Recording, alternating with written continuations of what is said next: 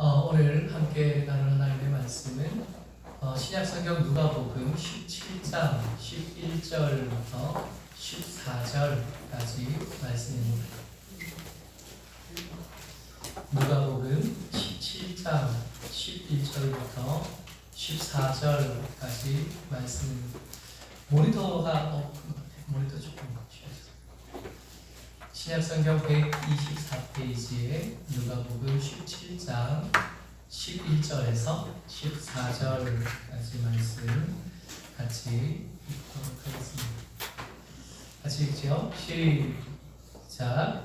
예수께서 예루살렘으로 가실 때에 사마리아와 갈릴리 사이로 지나가시다가 한 마을에 들어가시니 나병 환자 10명이 예수를 만나 멀리 서서 소리를 높여 이르되 예수 선생님이여 우리를 불쌍히 여기소서 하거늘 오시고 이르시되 가서 제사장들에게 너희 힘을 보이라 하셨더니 그들이 가다가 깨끗함을 받은지라. 아멘. 오늘은 익히 잘 아는 말씀 10명의 나병 환자 이야기를 통해서 우리가 배워야 할 감사에 대한 이야기를 나누려고 합니다. 예수님께서 예루살렘으로 향해서 가시는 중입니다. 예수님께서 지금 예루살렘으로 가시는데 누가복음에 나오는 17장쯤이면 예수님께서 지금 예루살렘으로 가시는 것은 십자가를 향해서 걸어가시는 중입니다. 예루살렘을 향해서 가시는 중에 가이사랴와 갈릴리 그 사이에 어디쯤으로 지나간 거죠. 이 나병 환자 이야기를 우리가 나누면서 첫 번째 우리가 먼저 염두에 둘 것은 그들이 기도했는데 그들의 기도가 굉장히 뚜렷했다는 겁니다. 말씀 먼저 같이 읽지요. 누가복음 17장 12절입니다. 같이 읽어요. 시작. 한 마을에 들어가시니 나병 환자 10명이 예수를 만나 멀리 서서 이 한 마을을 설명하기 위해서 누가복음은 어떻게 설명하냐면 예루살렘으로 가시는 중이다. 그리고 그 한 마을은 가이사랴 사마리아와 갈릴리 사이에 있었다. 그렇게 설명해요. 그러니까 여러 굉장히 장황하게 설명하는데 정작 이 마을의 이름은 나오지를 않아요.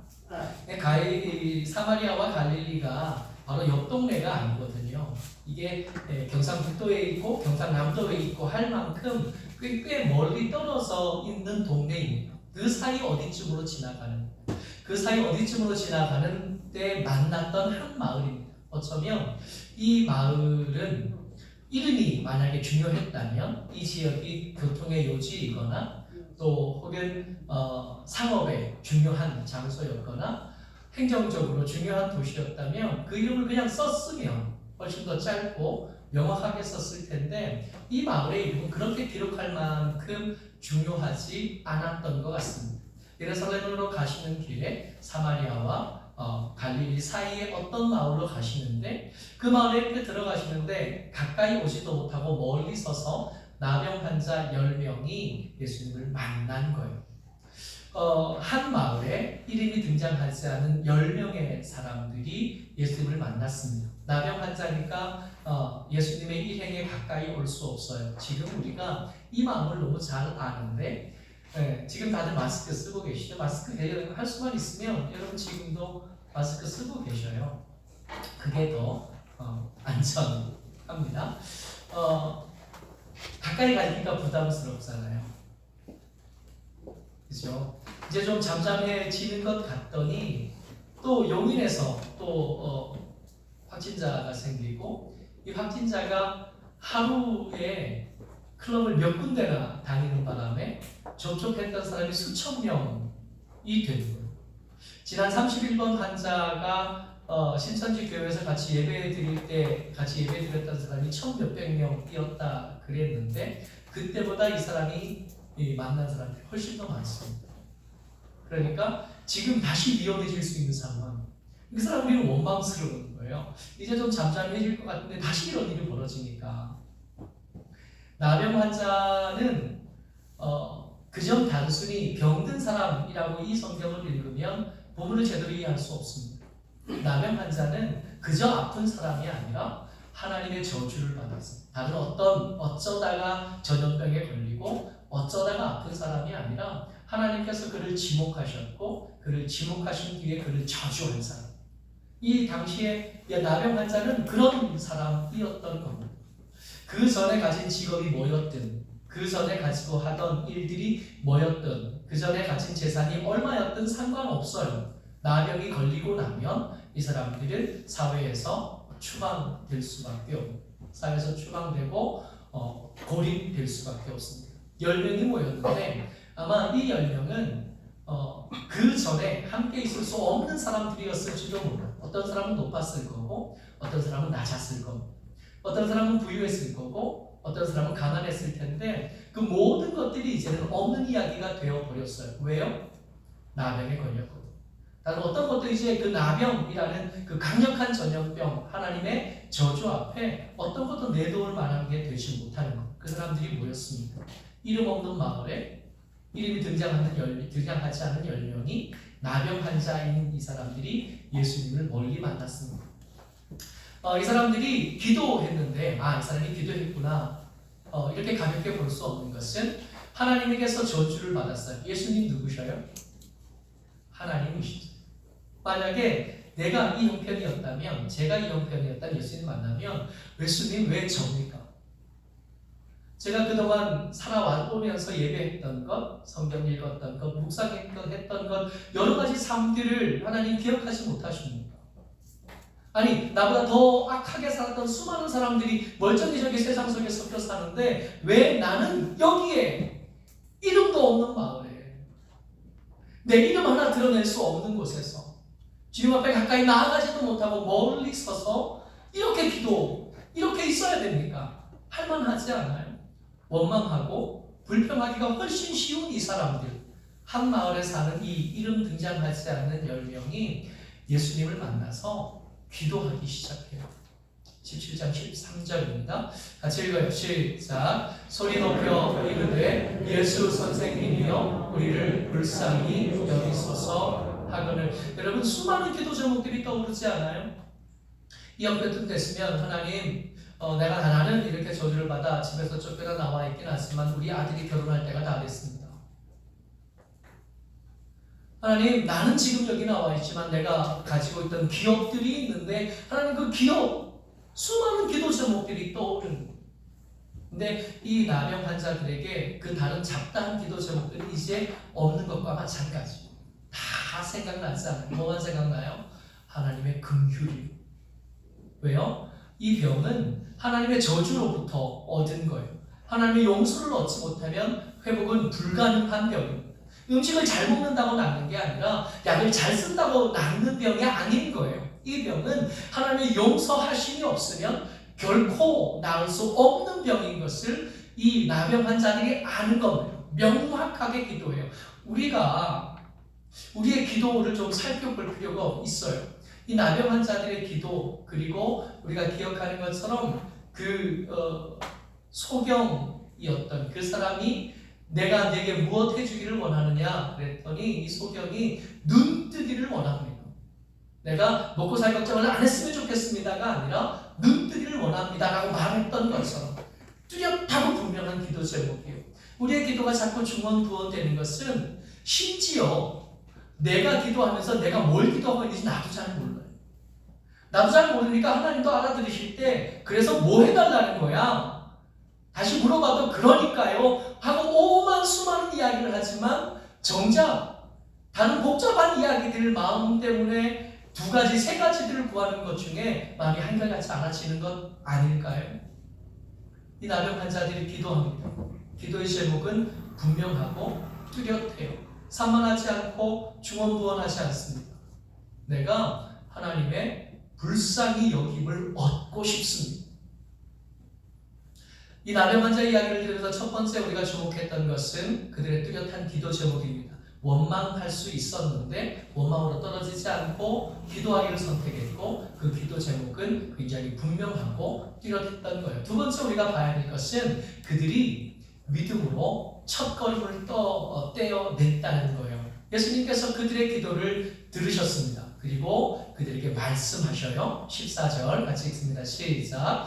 보시고 이르시되 가서 제사장들에게 너희 몸을 보이라 하셨더니, 성경에 보면 예수님께서 사람들을 고치기 위해서 이런저런 방법들을 사용하십니다. 안수하시기도 하시고요, 어린 아이들 같은 경우는 품에 안아주기도 하셨고요, 어떤 사람들은 혓바닥에 손을 붙잡기도 하셨고요, 많은 방법들을 이용하셨는데 이 장면에서 예수님은 그야말로 말씀만 하셔요.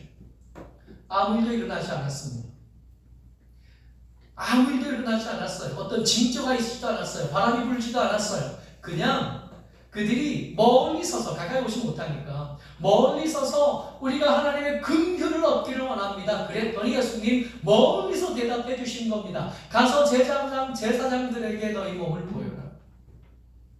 이 나병 환자들이 제사장을 만날 수 있는 경우는 한 가지밖에 없어요. 아니, 두 번 만나는데, 처음 만날 때 언제 만나냐면 아무래도 내가 나병에 걸린 것 같아. 그럴 때 가서 검사받고 쫓겨날 때 만나는. 그리고 또 언제 만나요? 나았을 때, 아니면 죽었을 때. 가서 제사장들에게 보이라, 아니 뭔가 증거를 좀 보여주세요 할만한데 이 나병 환자들이 가요. 하나님의 저주를 받아 외딴 마을에 사는 이 사람들이 예수님의 한마디 음성을 듣고 갑니다. 첫걸음을 뗐어요.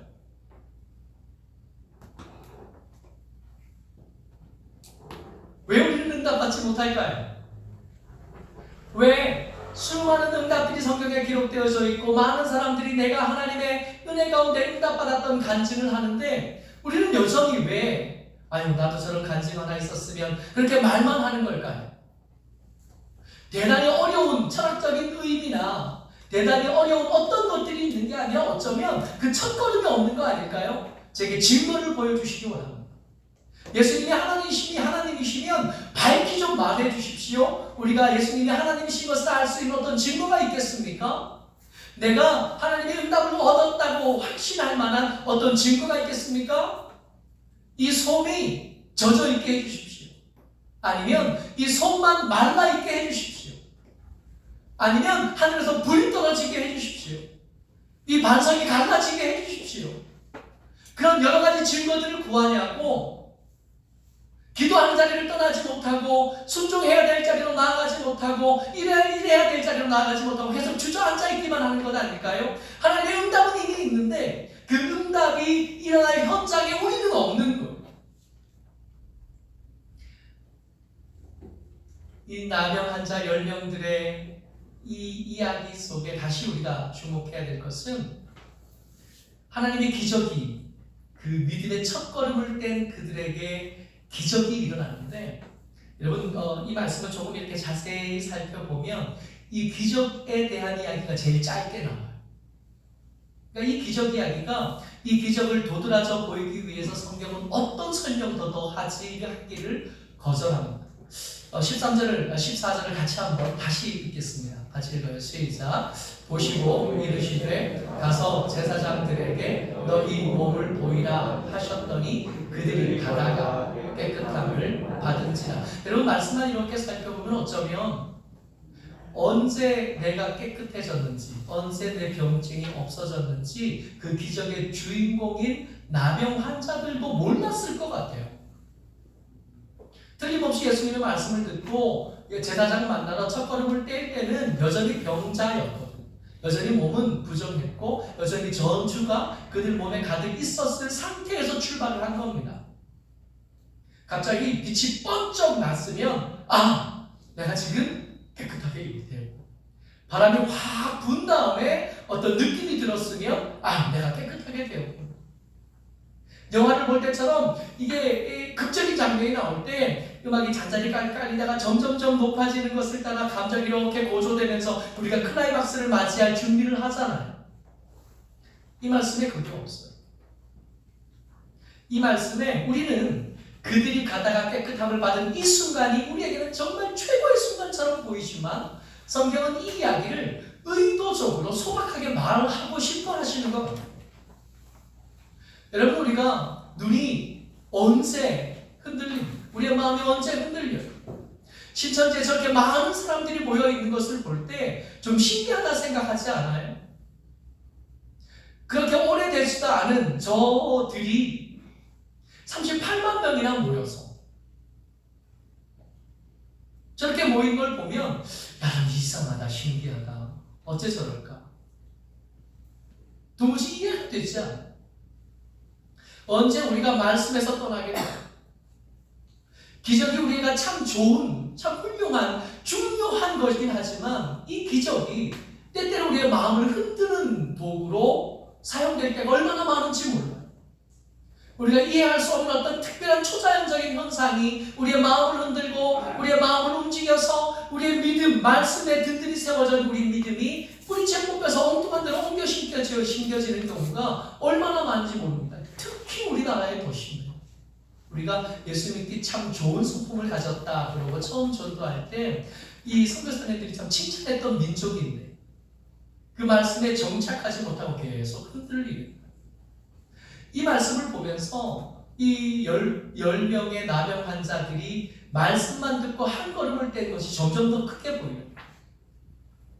아무 일이 나지 않았어요. 그리고 우리가 소중하게 생각하는 이 기적 이야기는 성경에서 의도적으로 축소되어지고 더 소박하게 언급하려고 하고 얼른 다음 장면으로 바꾸려고 하고 있다는.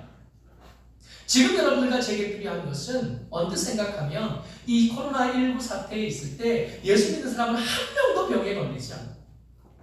예수 믿는 사람들은 다 건강하고 이렇게 경제가 어려울 때 예수 믿는 사람들의 기업은 다 형통하며 어디 가서 말하기 참 좋겠다 싶잖아요. 겉 봐라, 하나님께서 살아계시지 않아요.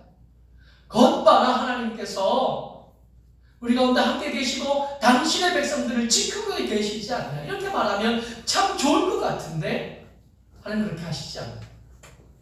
오늘 아침 새벽에 말씀 보면서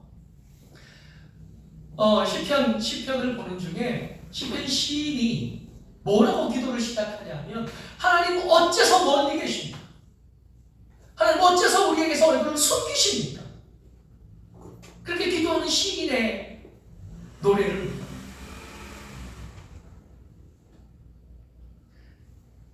기적에 눈이 팔리고 이해할 수는 없는 어떤 현상에 마음이 팔리는. 진짜 중요한 것은 우리는 이 말씀을 통해서 이 나병 환자들이 낫다 하는 사실에 집중하고 싶지만 성경은 거기에서 포인트를 약간 옮겨요. 만약에 이 기적이 정말 중요했다면 이 에피소드는 17장 14절에서 끝나야 돼요. 그리고 그 다음 이야기 바리새인들이 하나님의 나라가 어느 때 임합니까? 하고 물어보고 논쟁이 시작되는 그 장면으로 넘어가야 되는데 이 나병 환자 10명의 이야기에 더 중요한 이야기는 다음에 나옵니다. 오늘 우리가 나누는 설교의 제목이 이겁니다. 10분의 1만 아는 감사를 배운다. 이 나병 환자 이야기를 통해서 하나님께서 여러분들과 제게 말씀하고 싶으신 것은 기적이 아니라 사실은 하나님 입장에서 이 기적은 별로 중요하지 않아요. 별로 대단한 것도 아니에요. 세상을 지으신 하나님께서 10명의 문둥병을 고치는 게 그렇게 뭐가 그래 큰 일입니까? 더 크고 어려운 일이 하나님 입장에서 있는데 그들의 마음을 바꾸는 일이 진짜 힘든. 같이 읽습니다. 누가복음 17장 15절 16절에 시작. 그 중에 한 사람이 자기가 나은 것을 보고 큰 소리로 하나님께 영광을 돌리며 돌아와 예수의 발 아래에 엎드려 감사하니 그는 사마리아 사람이라. 여러분, 이 한 사람이 돌아와 하나님의 영광을 돌리고 예수의 발 아래에 엎드려 감사하는 이걸 설명하려고 그 마을 이야기도 툭 넣어버렸잖아요. 이 사람들의 이름도 버렸잖아요. 기자 이야기도 얼른 없애버렸어요. 이 이야기 하고 싶으신 거예요. 10명이 다 나음을 얻었습니다. 10명이 가다가 한 명이 돌아섰어요.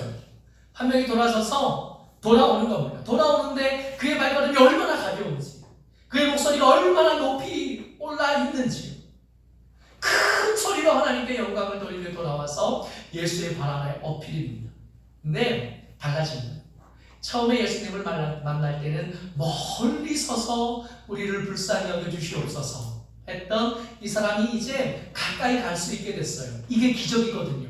가까이 갈 수 있는 자격을 얻게 되는 게 기적이에요. 근데 그 기적을 얻은 사람들이 다 왔냐? 안 왔다는 거예요. 10분의 1만 왔어요.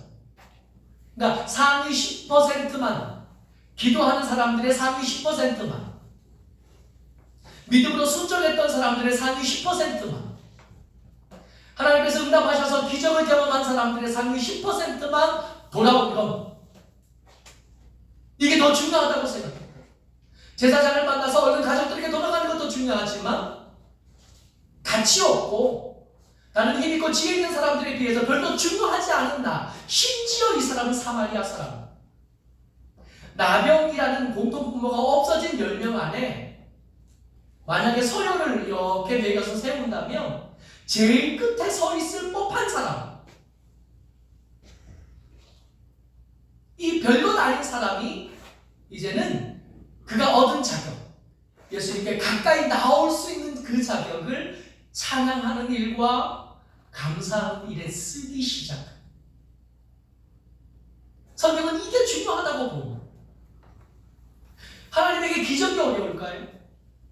세상을 만들고 말씀으로 세상을 펼치신 그 하나님께서, 섭리하신 하나님께서 세상을 이렇게 품에 안으시고 운행해 가시는 그 하나님에게 어려운 것은 기적일까요? 예수님께서 물 위를 걷는 게 어려울까요? 베드로를 사람 닦는 업으로 만드는 게 어려울까요? 예수님께서 오병이어로 5,000명을 먹이는 게 어려울까요? 한 사람, 감사하는 사람으로 만들어내는 게 어려울까요? 예수님께서 만들어주시는 그 오병이어로 만들어진 그 음식을 먹은 수많은 사람들이 얼마 지나지 않아서 예수님을 십자가에 못 박으라 소리쳤어.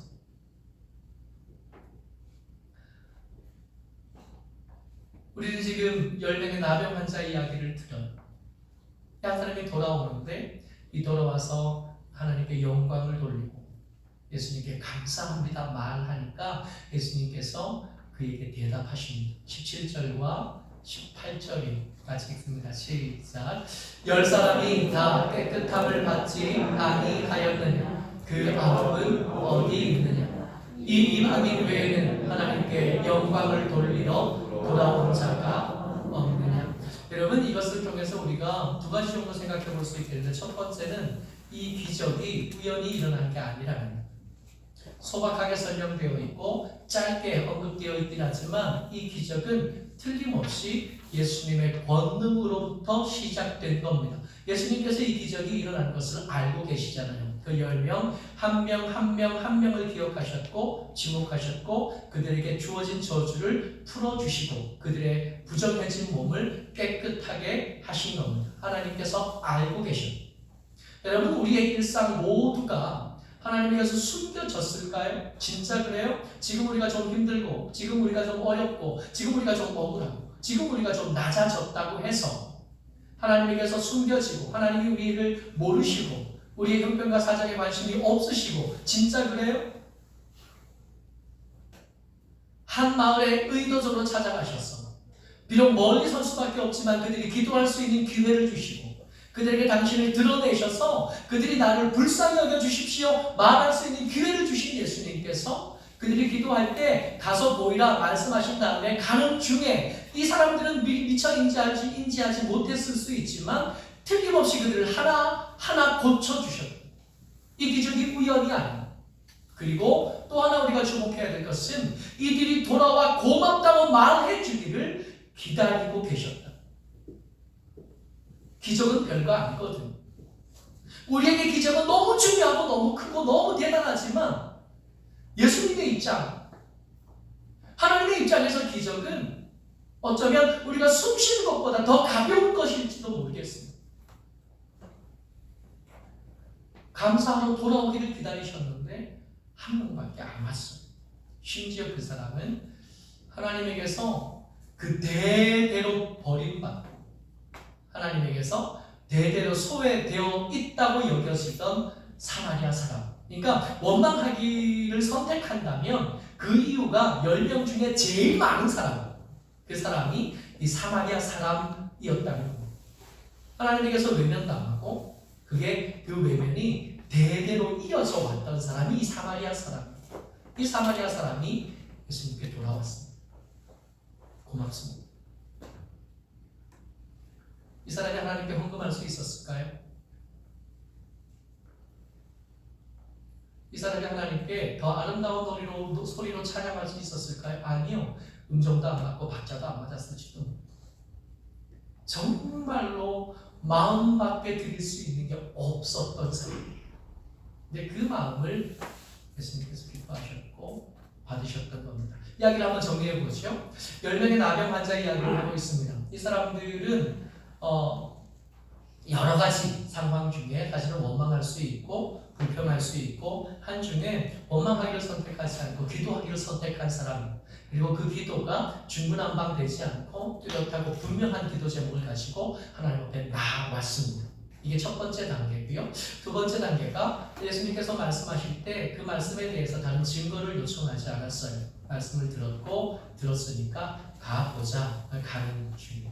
그리고 소박하게 기록되어 있지만 어쩌면 이 사람들의 인생 중에 가장 특별하고 가장 클라이막스가 되는 기적을 경험합니다. 그리고 마지막에 10사람 중에 한 사람이 돌아와서 예수님께 감사합니다 라고 했다는 이야기를 우리가 지금 나눈 겁니다. 근데 이 감사가 오늘 설교의 제목이 10분의 1만 하는 감사를 배우다인데, 이 감사가 우리에게 정말 더 중요한 이유는 그 다음에 나옵니다. 우리가 감사를 반드시 배워야만 되는 이유. 여러분, 우리가 기도할 줄 알잖아요. 기도하는 사람. 그리고 때때로 하나님의 말씀에 순종하는 것을 연습하고 배우고 훈련하고 있는 사람. 응답이 없다 하지만 하나님께서 우리 가운데 응답하셨던 기억들이 우리 가운데 점점 쌓여가는 중에 있습니다. 이런 중에 감사가 어떻게 보면 기적이 더 큰 것처럼 보여요. 기도를 잘하는 것이 대단해 보이고, 그리고 순종하는 것이 엄청 대단해 보이지만 지금 이 5월달에 말씀을 나누면서 이 감사가 이 본문에서 얼마나 더 특별하게 다루어지고 있는가. 누가복음 17장 19절입니다. 같이 읽어요. 시작. 그에게 이르시되 일어나 가라. 내 믿음이 너를 구원하였느니라 하시더라. 이 사람의 믿음이 언제 인정됩니까? 기도할 때요? 순종해서 걸어갔을 때요? 기적을 경험하고 치료받았을 때요? 아니요. 그 사람 중에 한 사람이 돌아와서 그 무릎 앞에 꿇어서 감사할 때, 그때 예수님께서 이 사람에게 내 믿음이 너를 구원하였다 말씀해 주십니다. 이게 그저 보이지 않아요. 감사가 믿음으로 인정을 받았습니다. 기도한 것으로 믿음이 된 것이 아니라, 순종함으로 믿음이 된 것이 아니라, 심지어는 기적으로 믿음이 된 것이 아니라, 감사할 때 이 감사로 이 사람은 믿음을 인정받고 구원을 얻은 5월달입니다. 돈 많이 드는 날이죠. 이 5월달은 참 힘들어요. 어린이날이죠. 오늘 어버이 주일. 좀 있으면 스승의 날 다가오죠. 부부의 날 다가오죠. 5월달에 생일 드신 분들도 많을 텐데, 오늘 광고할 때 우리 반주자 유라 시집가는 광고를 제가 할 거거든요. 결혼식도 5월달에 결혼하는 사람 참 많잖아요. 이것저것 생각하면 참 힘들어요. 그럼에도 불구하고 5월은 예수 믿는 여러분들 가정에 굉장히 중요합니다. 세상 사람들에게 효를 가르치는 것 중요하지만 예수 믿는 저와 여러분들에게 이 5월은 너무너무 중요한 것이, 감사를 연습하고 훈련할 수 있는 너무너무 좋은 기회가 됩니다. 매번 어른들 잘 섬기고 잘 하지만, 그럼에도 불구하고 5월 8일쯤 되면, 어버이날쯤 되면 한 번 더 살펴보고 찾아가고 되뇌어 봅니다. 감사해야 되는 이유들이 생겨서 우리에게 숙제처럼 내어지는 감사하라고. 예수 믿는 사람에게 감사가 더 중요한 것은 감사가 믿음으로 인정되어진다는 것. 모처럼 저와 여러분들 주의 은혜 가운데 감사하는 사람 되시기를 주의로 축복합니다. 누가 더 믿음이 있습니까? 누가 더 믿음이 좋아요? 누가 더 믿음이 큽니까? 원망할 수 있는데 기도하는 사람, 믿음 있는 사람 틀림없을 것 같아요. 아무것도 일어나지 않았는데 말씀에 순종하기를 결정하는 사람, 정말 대단한 믿음 아니에요? 하나님께서 그 기도에 응답하셔서 기적을 베풀어 준 그 기적을 경험한 사람, 대단한 믿음일 거예요. 근데 하나님께서 이 본문을 통해서 여러분들에게 말씀하시는 것은 믿음으로 인정되어지는 단계는 언제냐면 돌아와서 하나님의 영광을 드러내고 그 앞에 꿇어 감사할 때 그때 이 사람의 믿음이 믿음으로 인정되어졌다는 겁니다. 어쩔 저와 여러분들이 더 좋은 믿음을 가진 하나님의 사람 되시기를 바라요. 믿음 있는 사람 어떻게 사냐 하면 감사하며 삽니다. 감사가 우리의 믿음을 하나님 앞에, 세상 앞에 가장 잘 드러내는 그야말로 아름다운 도구가 되는 줄 믿으시고 이 5월달에 열심히 감사하는 연습하시고 돈 좀 들지만 아까워하지 마시고 훈련하는 저와 여러분 되시기를 주의 이름으로 축복합니다. 아멘.